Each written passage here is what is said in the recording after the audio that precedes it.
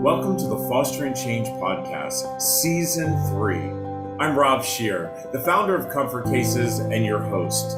Together, we have made such a difference in the world. We've met with leaders and change makers in the foster care system. We've met with charities and philanthropists, celebrities, authors, and so much more. We'll continue to bring you guests who will share how together as a community we can bring about change. Welcome once again to Fostering Change. You know, as I say this all the time, kids who are in the foster care system have it so much harder than what my kids have. And why I say that is that I know that only 54% of kids in foster care will actually graduate from high school, that only 11% will fill out a college application, and that only 3% get a 4-year degree. Well, my friend Laura, she even did better than that. So Laura, welcome to Fostering Change. Hi, thank you so much for having me. So Laura, I'd like to start with your story. Like, you actually were in the foster care system, and do you mind if we ask how and why? Yeah, so I grew up in northern New Jersey, in the part of New Jersey that thinks it's New York, and I was in the Bergen County foster care system. I was removed from my parents at age 8.5. I was in 3rd grade, and then I was placed into 13 different homes in a span of about 2 years before being reunified. My parents were getting a divorce, and my mom also kind of suffered from depression and several mental health issues, and was kind of addicted to narcotics, unfortunately. And so because of that, and then their divorce and the things that they were saying about each other, they were deemed unfit to be parents at the time, and we were removed from the home until they could get rehabilitated and be able to reunify us. So let me tell you, fail of the system.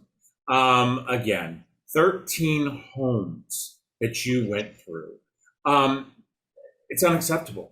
You know, I say this quite often, and I get a lot of slack from it, is that foster care is not the answer. It doesn't work, okay? It is a shattered system that makes money on the backs of children. And that's exactly what your story was. So here you had a mother who was suffering from mental illness, who was drug addicted. Was your father also suffering from those exact same things? No, but he was working full time. And so it was kind of, my mom was watching us while my dad was at work all day. We were in a 1 income household, and people were concerned about his ability to be able to watch us while also being in the presence of my mom. Okay, so your parents are deciding to divorce, and here you have a stable dad who, by the way, is holding a job down, providing for his child. Do you have siblings? Yes, I have a younger brother. A younger brother. Were you split up? Yes. Split up.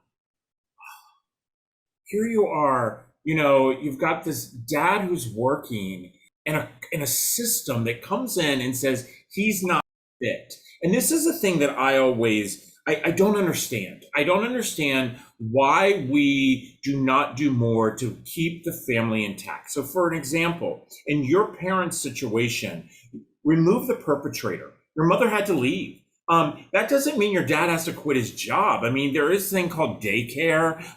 It's for some reason, we have no problem with using daycare all the time. So that could have happened. Number 2, we could have given your father enough of maybe an extra little bit of income, because if we're able to pay foster parents, I don't know why we can't give that extra income that would have helped your dad pay for daycare, okay?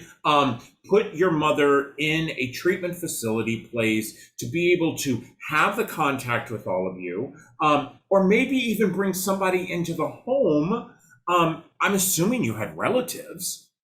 Well, it's actually interesting that you talk about bringing someone into the home. So we were court ordered to have, I guess it was like a court-sponsored nanny in the home, but she wasn't actually, like, we didn't pick her. And so she came in and she would take notes. And at one point she hit my brother. And so that was actually what led us to getting removed, is because she hit my brother and my father refused to allow this woman back into the home. And so for violating that court order, that was ultimately one of the main reasons why at that specific time we were removed. So. Your brother was, how old was he? 6? 4. 4 years old. 4 years old. You know, the damage that was done for those years that you went into the system is some of it is irreversible. You know, my life is an open book, and I have a son who the damage that he received prior to coming to live with my husband and we are now experiencing that. And it's been, he's now 14. And, and this happened to him when he was 1 and 2 and 3. And, but you decided that you weren't going to be, the statistic. And so you get reunified with your mother. Now, did you get reunified with your mother or your father, or did they get back together? How? They ended up staying together mostly for financial reasons. Yeah. Are they still together? My mom unfortunately passed away last year. I'm so sorry for that. I'm so sorry for that. How old's your brother? He is now 22, about to turn 20. How's he doing? The abuse that he went through in his foster homes, he was force-fed. He watched his foster parents have sex in front of him, but at the time he was so young that he didn't understand it. But as he's grown up, he basically has PTSD that comes in waves, because as he matures and puts two and two together, that shock overwhelms him. And he just transferred. He's going to Northwestern University, where he is studying. He's pre-med, and so I think he's bio and chemistry. But for years, again, he was far worse than me. He was in different schools. His behavior and his anger and his PTSD and everything. And we had a very strained relationship. And it wasn't until, let's say, within the last year or two that we started to really build a true sibling relationship. And I kind of joke because it feels like we're almost like dating. And we we go out together and we're like, so what do you like to do? What's your favorite color? And it's just that like awkward, we have the same story, but very different perceptions of it, and just the different obstacles that we've had in our own lives, and then kind of living parallel to each other. It's been really difficult to really foster that relationship with him and have like a true sibling connection, but we're working on it. This is exactly why I do the show. I literally am sitting here with goosebumps because I know the pain that your brother has gone through. I know the pain that even you have gone through. And it's not acceptable, because as I remind people, and as you listen to this show or you're watching it on our YouTube channel, children come into foster care because of choices other people made. And there could have been something that could have been done a lot better than having you removed from your birth parent. I don't care. I have 5 children, and 2 of my kids who came into the system because of neglect, my other children came into the system because of abuse. And I do believe that when there is abuse, children must be removed. But 2 of my children, who, by the way, I love my babies to death. They're 17 and 14. They should have never been removed from their mother. Simple as that.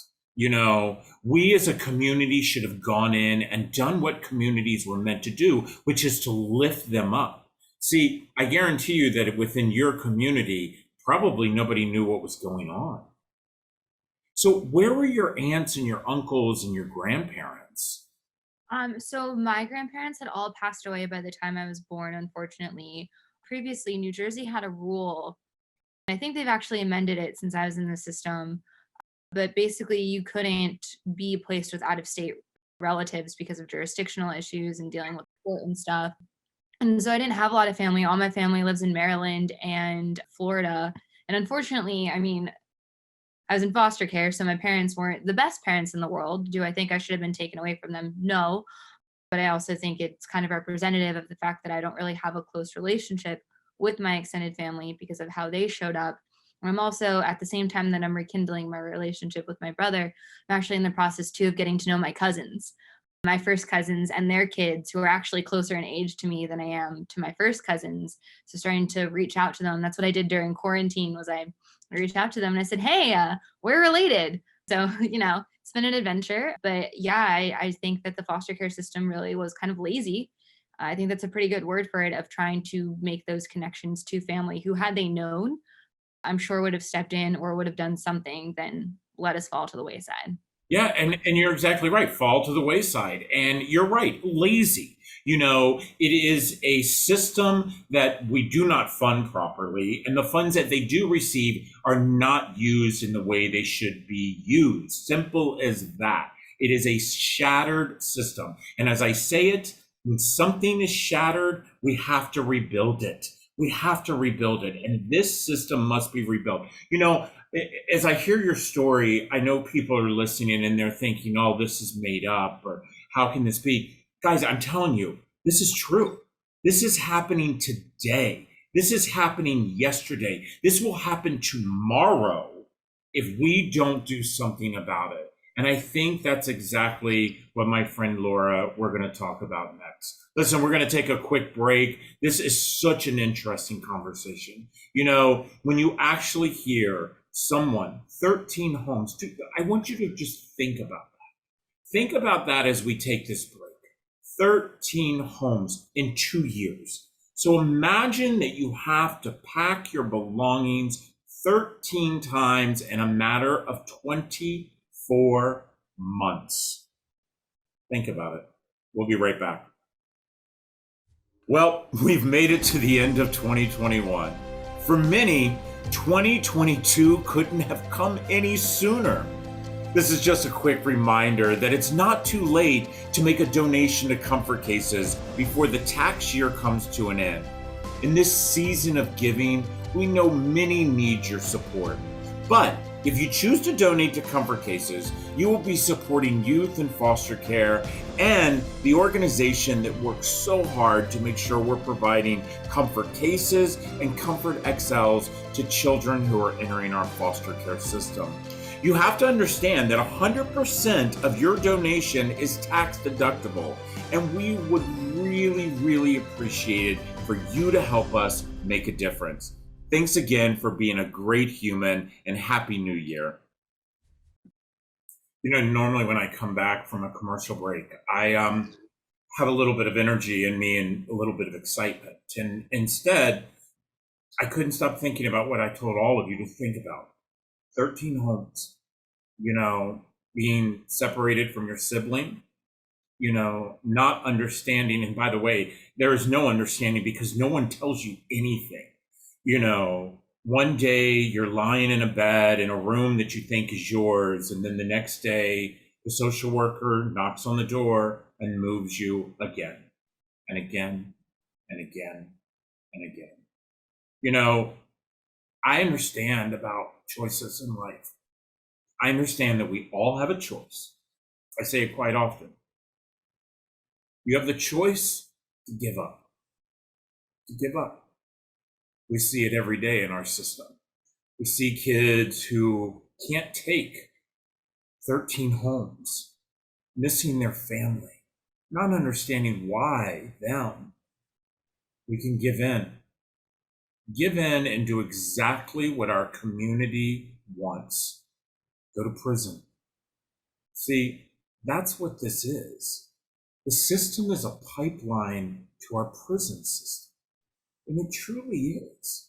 When you look at the statistics of the number of people that sit in prison cells that were actually in foster care, we have done nothing, but we have graduated them from the system to the penitentiary.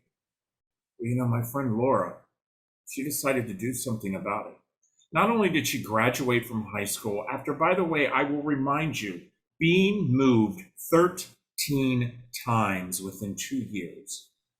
She then graduated from Georgetown University Law Center. Wow. I could not be more proud of you if I was your own father, my friend. Okay? What made you get that grit? And I believe that we have that grit because, as I said, you give up, you give in, or you do what you did, and that's give it all you got. Why and how? Yeah, so I grew up watching Forensic Files, and I decided that I was going to be a criminologist one day. This was in like third grade. And that was roughly around the time that I realized I was terrible at math and science. And if I wanted to be a scientist, I would need to do math and science for the rest of my life. And that wasn't happening.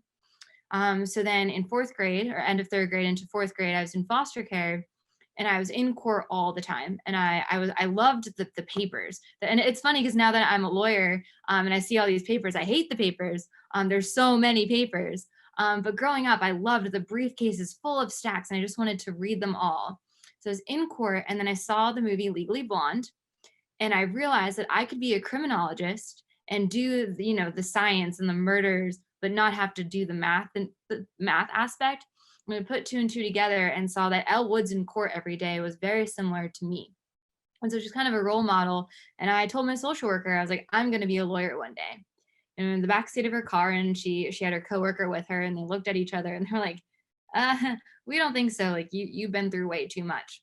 And I've always been kind of defiant. That was a pre-foster care thing, but I crossed my arms and I said, "I can do it. Just watch me." And as I've grown up, this idea of being a lawyer at one time was just I wanted to be Elle Woods and I liked the courtroom. But as I've grown up and matured into myself and understanding how the world works, I realized that I think the law can be a really useful tool to advocate for change overall, but to advocate for children in a way that if we want large scale policies to be changed, I think the legal system is the way to do that. And I decided I wanted to be a lawyer very early on. And I went to college where I went to Syracuse University where I studied political science. And while I was there, I learned about the school to prison pipeline and how it mirrors the foster care to prison pipeline.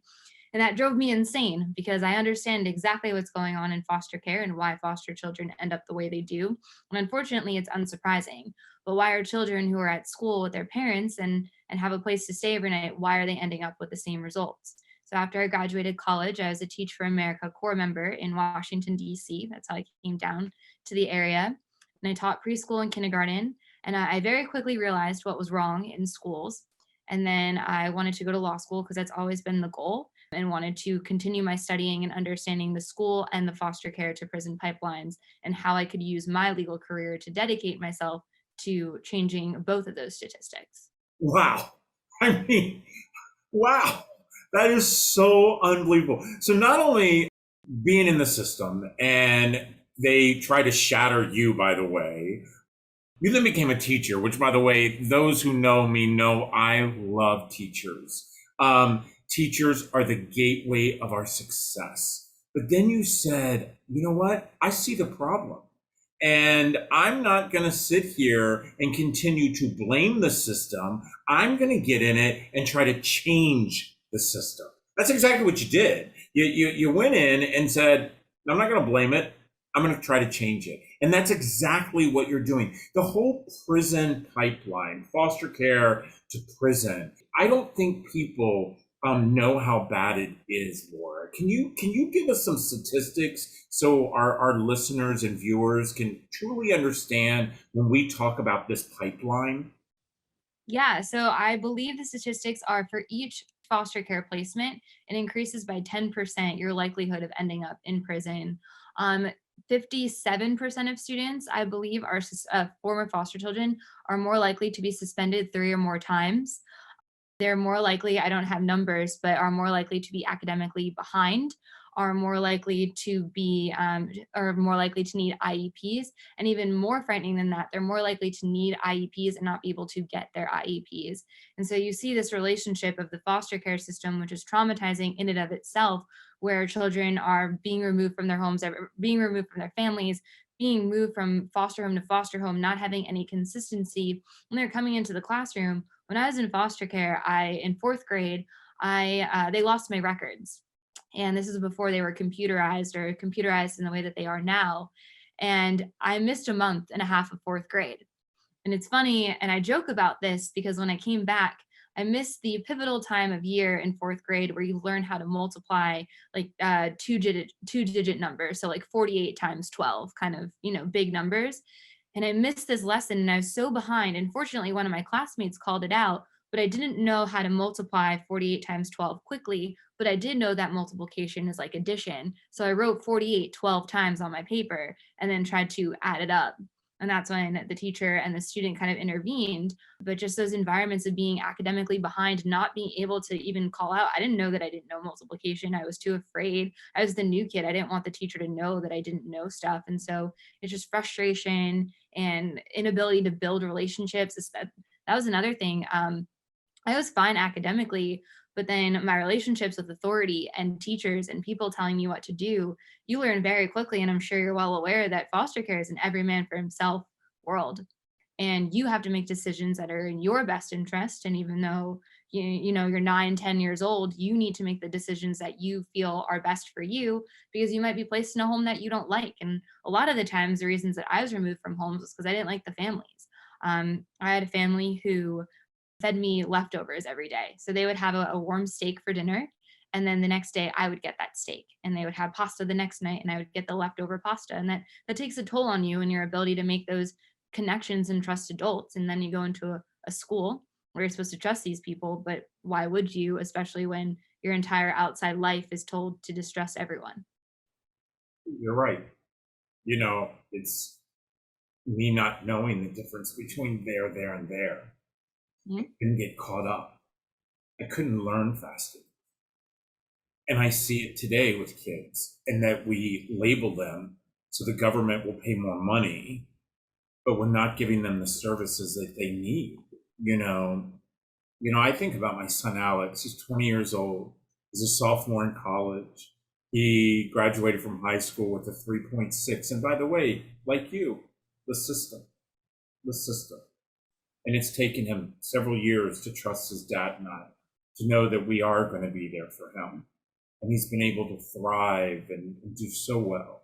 But I think about all the other thousands and thousands of children who don't have parents like us, or the grit that you have. What can we do? What can we do within our communities to empower these youths? Well, something that's really important to me is mentorship. I think mentoring is so important. There was a time when people didn't think I was going to get through high school and nonetheless get through college, and my teachers were the ones. I had my vice principal sit my parents down and say, like, well, she's great academics, but like college, she doesn't have the emotional support. And instead of connecting me with people to see that emotional support, I didn't have that. So my kind of outlet and was community service. And through volunteering, I got to put my story to the sideline. It didn't matter that I was in foster care. I didn't have that label. I didn't have that stigma, but I could go and find a problem in the community and I could fix it.